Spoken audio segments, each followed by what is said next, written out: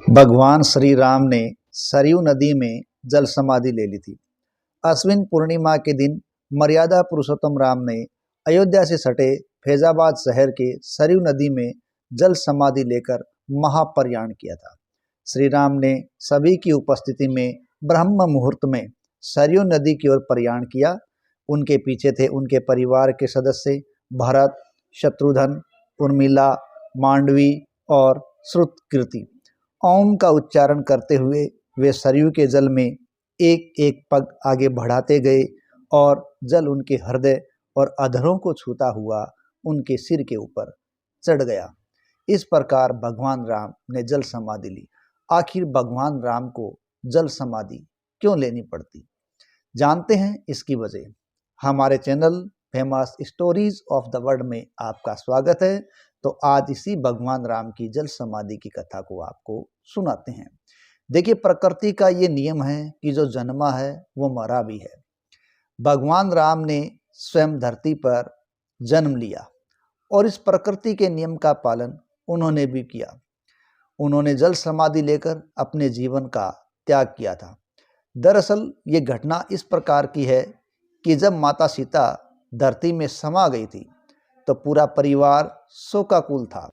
माता सीता के धरती में समाने के पश्चात भगवान राम अपने पुत्र लव और कुश के साथ अयोध्या लौट आए। कुछ समय गुजरा और कुछ समय के पश्चात तीनों राजमाताएं कौशल्या, कैकेयी और सुमित्रा का भी देहांत हो गया। इनके देहांत के पश्चात भगवान राम ने लगभग 11,000 वर्षों तक राज किया, ऐसा मिलता है। और इस दौरान उन्होंने कठोर ब्रह्मचर्य का पालन किया।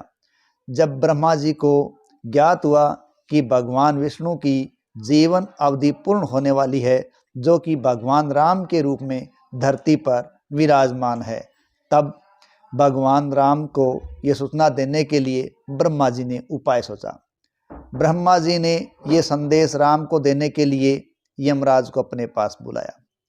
यमराज है वो ब्रह्मा जी का आदेश पाकर राम जी की ओर चले ताकि उनको ये संदेश धरती पर पहुंचाएं। और वो एक वृद्ध संत का रूप धारण करके इसी रूप में अयोध्या में भगवान राम के द्वार पर पहुंचते हैं। भगवान श्री राम ने उन संत का आदर सत्कार किया, उनको आसन पर बिठाया भी। इस समय छोटे भाई लक्ष्मण भी राम के साथ थे।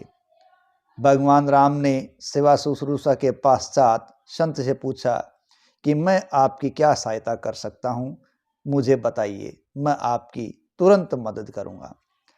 तब वृद्ध संत ने भगवान श्री राम को कहा कि हमारी और आपकी बात केवल अकेले में ही संभव है, इसमें कोई तीसरा शामिल नहीं हो सकता। अगर कोई भी इसमें शामिल होता है तो उससे आपको मृत्युदंड देना पड़ेगा, तब मैं अपनी बात कहूँ। भगवान राम ने उस संत को इस बात का वचन दिया कि कोई भी तीसरा इसमें शामिल नहीं होगा। यदि कोई तीसरा सुनने वाला शामिल हुआ तो वो उसे मृत्युदंड देंगे। ये बात वचन देकर उन्होंने अपने भाई लक्ष्मण को बाहर भेजा और उनको द्वारपाल पर पहरेदार के रूप में खड़ा कर दिया, क्योंकि उनको सबसे ज़्यादा विश्वास अपने भाई लक्ष्मण पर था कि ये किसी को भी अंदर आने से रोक सकते हैं। तो जब ये हो गया, लक्ष्मण कक्ष के बाहर द्वारपाल के रूप में खड़े हो गए, तब कमरे के अंदर यमराज अपने असली रूप में आ गए और भगवान राम से कहते हैं, तीनों लोकों के स्वामी परमपिता ब्रह्मा जी ने मुझे आपके पास भेजा है और ये कहने के लिए भेजा है कि आपको धरती पर जो कार्य करने के लिए भेजा गया था वो कार्य अब पूरा हो चुका है और आपकी आयु यहाँ पूरी हो चुकी है। अब समय आ गया है कि आप परम धाम की ओर लौट आएं, ताकि सारे देवी देवता है इस बात से निश्चिंत हो जाए। जब भगवान राम और यमराज की ये बातें चल रही थी, उसी वक्त बाहर द्वार पर जहाँ लक्ष्मण खड़े थे वहाँ ऋषि दुर्वासा पहुँचे। उन्होंने लक्ष्मण से कहा कि मुझे तुरंत भगवान राम से मिलना है। लेकिन लक्ष्मण ने कहा कि तुरंत आपका मिलना असंभव है, वो किसी ज़रूरी कार्य से अंदर लगे हुए हैं, आपको कुछ देर के लिए इंतज़ार करना पड़ेगा। जब इस प्रकार की बात सुनी तो ऋषि दुर्वासा को क्रोध आ गया और उन्होंने क्रोध में आकर कहा कि यदि भगवान राम से अभी नहीं मिलवाया तो मैं पूरी अयोध्या नगरी को भस्म होने का श्राप दे दूंगा। तब लक्ष्मण ने सोचा कि यदि मेरी मृत्यु से अयोध्या बच सकती है तो मैं अपनी ही मृत्यु को दांव पर लगाऊंगा और मैं राम के पास ये सूचना पहुंचाऊंगा, क्योंकि ऋषि दुर्वासा के श्राप के कारण तो पूरी की पूरी अयोध्या पर ही संकट आ सकता था। इसलिए लक्ष्मण कक्ष में पहुंच गए और उन्होंने दुर्वासा के बारे में राम को बताया कि दुर्वासा है वो तुरंत आपसे मिलना चाहते हैं। उस वक्त लक्ष्मण ने यमराज को देखा और यमराज ने लक्ष्मण को देखा और तुरंत अंतर्धान हो गए। लेकिन भगवान राम तो वचन में बंधे थे और वचन में बंधे होने के कारण अब उनको लक्ष्मण को सजा देनी थी, लेकिन वो मृत्युदंड किस प्रकार दें। तब उन्होंने बाद में अपने गुरु वशिष्ठ से वार्तालाप की। तब उनके गुरु ने बताया कि अपने प्रियजन को अपने से दूर कर देना भी किसी मौत से कम नहीं है। इस प्रकार उन्होंने अपने भाई लक्ष्मण को अपने पास से निकाल दिया। हालांकि लक्ष्मण भी राम के भाई ठहरे, उन्होंने बाद में सरयू नदी में जाकर जल समाधि ले ली। अब भगवान राम को बहुत दुख हुआ, भगवान राम भी दुखी रहने लगे।